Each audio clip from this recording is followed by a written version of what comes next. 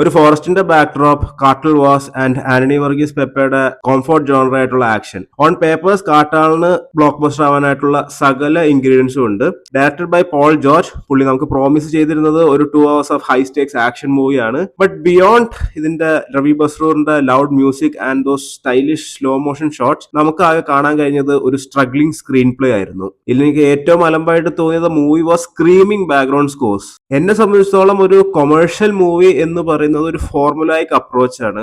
എല്ലാ സീനിലും നമ്മൾ മാസ് കുത്തിക്കയറ്റും തോറും അതിന്റെ ഒരു ഭംഗി നഷ്ടപ്പെട്ടുകൊണ്ടിരിക്കും. പുട്ടിന് പേര് പോലെ ഇച്ചിരി പുട്ട് ഇച്ചിരി പീര, ഇച്ചിരി പുട്ട് ഇച്ചിരി പീര. അതാണ് ഒരു കൊമേഴ്ഷ്യൽ മാസ് മസാല പടത്തിന് വേണ്ട ഒരു ഫോർമുല എന്ന് വിശ്വസിക്കുന്ന ഒരാളാണ് ഞാൻ. പ്രൊഡ്യൂസർ ഷരീഫ് മുഹമ്മദ് നമുക്ക് പറഞ്ഞിരുന്നത് ഇതിൽ ഓരോ 5 മിനിറ്റ് സീൻ കൂടും തോറും എല്ലാവർക്കും ക്ലാപ്പ് അടിക്കാനായിട്ടുള്ള ഒരു സീൻ ഉണ്ടാകും എന്ന് പറഞ്ഞെങ്കിലും അതൊരു ഫോൾസ് പ്രോമിസ് ആയിരുന്നു. സത്യം പറയല്ല, തിയേറ്ററിലുള്ള ആർക്കും മൂവി എൻജോയ് ചെയ്തിട്ടുണ്ട് എന്ന് എനിക്ക് തോന്നുന്നില്ല. ബിക്കോസ് ഈ പറഞ്ഞ 5 മിനിറ്റ് കൂടുന്തോറുള്ള ക്ലാപ്പടിയേക്കാളും കൂടുതൽ ഞാൻ കേട്ടത് കോട്ടുവായ ഇടലായിരുന്നു.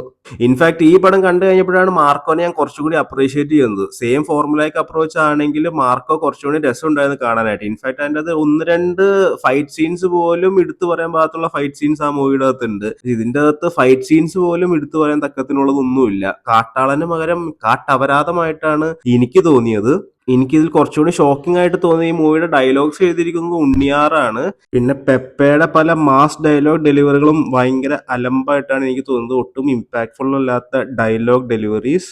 ഒരുമാതിരി ടെക്സ്റ്റ് ബുക്കിൽ നിന്ന് നേരെ എടുത്ത് നോക്കി വായിക്കണ പോലെയായിരുന്നു പെപ്പയുടെ പല മാസ് ഡയലോഗ് ഡെലിവറിയും. പിന്നെ ഇതിലെടുത്ത് പറയേണ്ടത് അജാനുബാഹുവായ കുറെ ആളുകൾ. അവർ വരുന്നു, മാസ് കാണിക്കുന്നു, പോകുന്നു.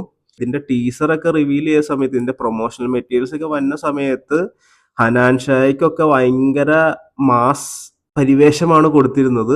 ബട്ട് മൂവിയിലോട്ട് വരുന്ന സമയത്ത് ഹനാൻ ഷാന് ഒരു ഡയലോഗ് പോലും പറയാനില്ല എന്നുള്ളതാണ് അത്ഭുതപ്പെടുത്തിയ കാര്യം. സോട്ടുവൻ കാട്ടാളിൽ എനിക്ക് ഭയങ്കര വേസ്റ്റഡ് അറ്റംപ്റ്റ് ആയിട്ടാണ് എനിക്ക് തോന്നിയത്. എനിക്ക് ഒട്ടും ഇഷ്ടമായില്ല.